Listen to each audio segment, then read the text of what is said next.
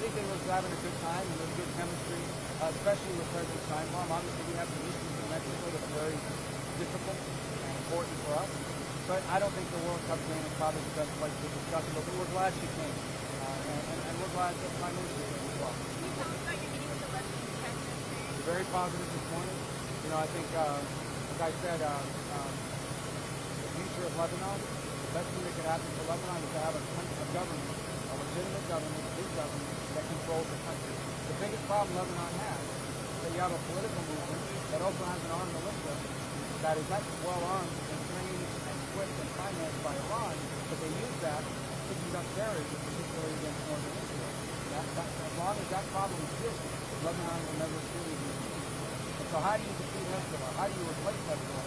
You defeat and replace them with a government that is strong enough to be the sole source of arms in the country, basically the security of Lebanon in the hands of the Lebanese armed forces, and a government that's able to provide prosperity for its people.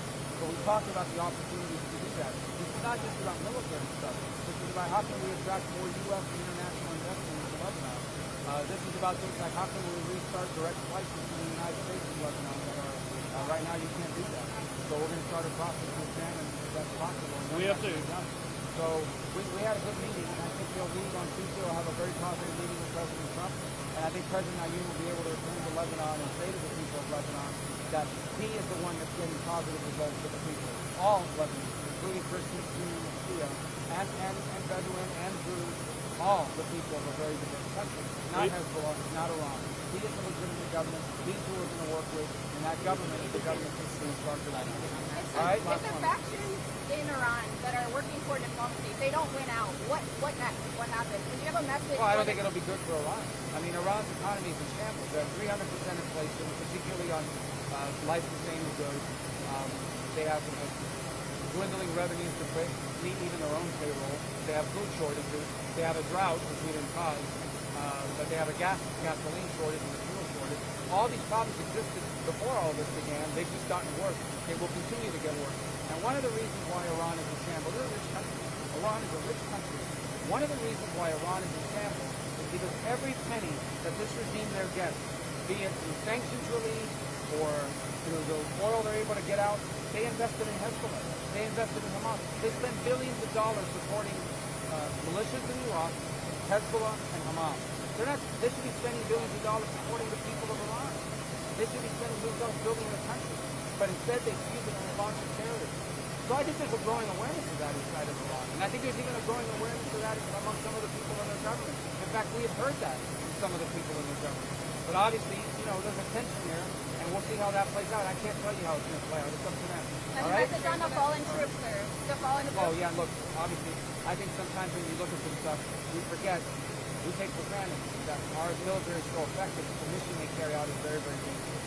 And so we lost people in Jordan after there was a strike. A missile got through. We shot down almost all the missiles. One leaked through, hit the wrong place, and tragically and heartbreaking. And our hearts go out to these family heroes that paid the ultimate price. We also lost a service member in Iraq unrelated to combat. They were decommissioning ammunition, and an accident happened in that process in Iran. But look, our military all over the world, especially in that part of the world, but all over the world every single day, do very dangerous things. We've had people who lost their lives in training bases. Nothing the military does is safe. It's all inherently dangerous. And we're just grateful to have such heroic Americans in uniform in service of our country. And obviously, it goes without saying that we're praying for their families and praying for their souls. We are grateful that we have people like that serving us, both those who we have lost and those who at this very moment are on the watch, defending our interests around the world. Okay, well, thank you guys. So, hurry up and file your stories before you lose life.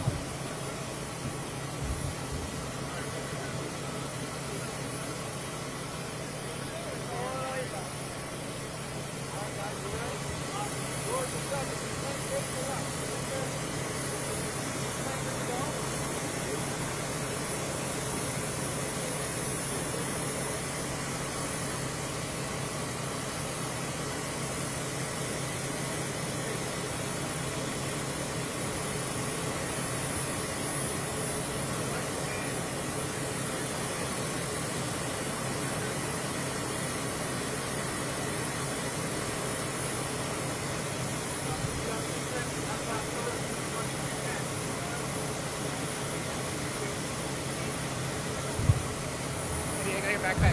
Okay, thank you.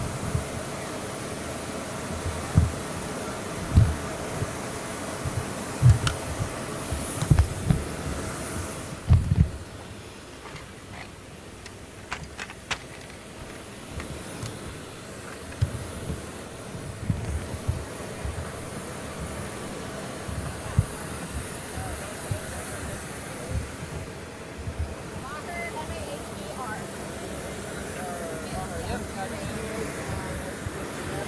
Say again? Steven, your last name?